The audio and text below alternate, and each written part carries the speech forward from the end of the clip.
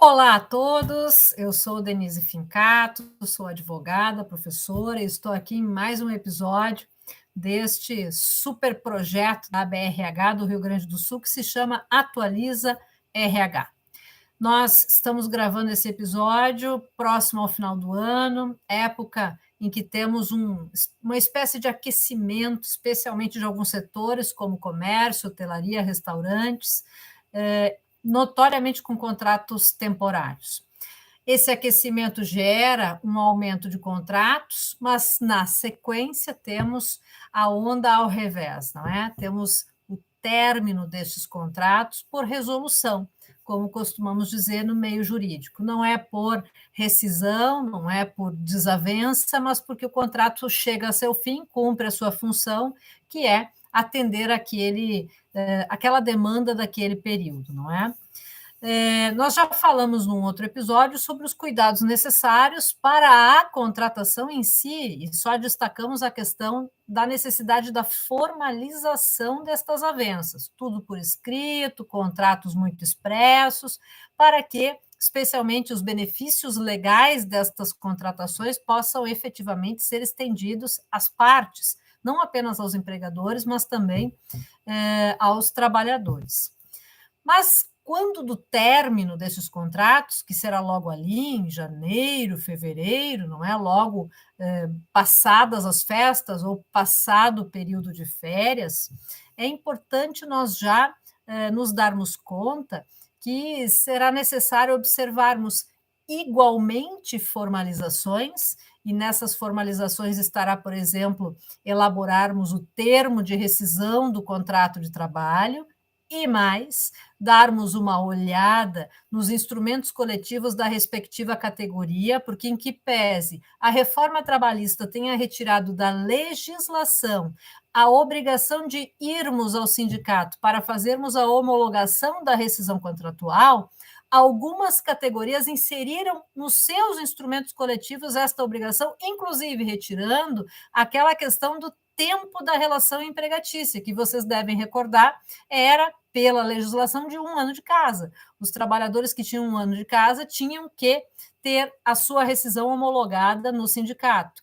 Algumas categorias inseriram nos seus instrumentos coletivos que qualquer trabalhador tem que ter a sua extinção contratual, seja por que motivo for, homologada no sindicato. Então, olho vivo, porque se não for observada a formalidade de um ato jurídico para a sua realização, ele não é considerado válido, né? O ato jurídico não é considerado válido se a formalidade prevista para ele não for observada, né? Então, formalidades, maneira, local, enfim, perante quem ele deve ser realizado. Calculem estritamente o que deve ser pago e paguem da maneira adequada, não é?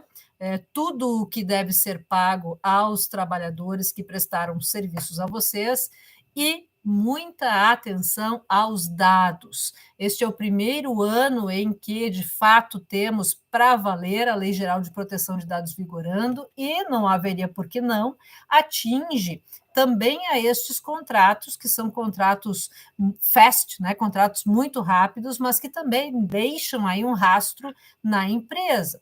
Estes contratos, então, deixam dados, né, sob guarda da empresa, dados estes que precisam ficar, sim, guardados, né, depositados com a empresa por algum tempo, porque, enfim, podemos ter aí reclamações trabalhistas, algum tipo de fiscalização que a empresa possa vir a sofrer, né?